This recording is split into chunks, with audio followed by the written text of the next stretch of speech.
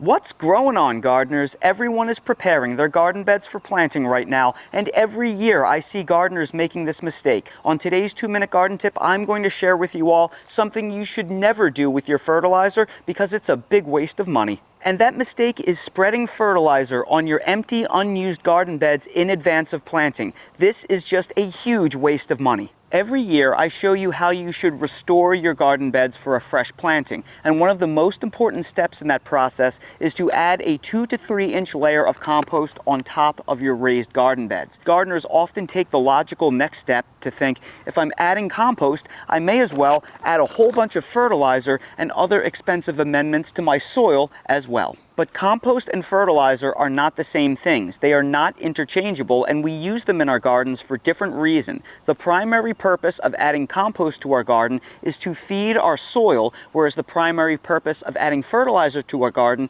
is to target feed the plants. Your soil is not an inert medium. It is a habitat of billions, maybe trillions of microorganisms, bacteria and fungi that work in perfect harmony to decompose the nutrients in the soil, all that organic matter, into usable nutrition for the things you plant in it. So the reasons why we add compost to our garden is to add all of that organic matter and feed the microbiome so it's happy and healthy and thriving, because healthy garden soil is rich in microorganisms. Your fertilizer, on the other hand, we use this to feed our plants. Fertilizer is expensive, and that's because it is targeted, concentrated nutrients that have to be decomposed by that microbiome. So you are still feeding that microbiome a bit, but we're specifically using this around the root areas of the plants because this concentrated nutrients, they're costly. We shouldn't just be spreading it all willy-nilly, throwing it around to areas that we are not growing plants in. So the mistake that gardeners are making is they are buying fertilizer and other expensive soil amendments, spreading it on their garden soil, and then waiting several weeks or months to plant in the garden bed, thinking, well, by the time I plant out in it,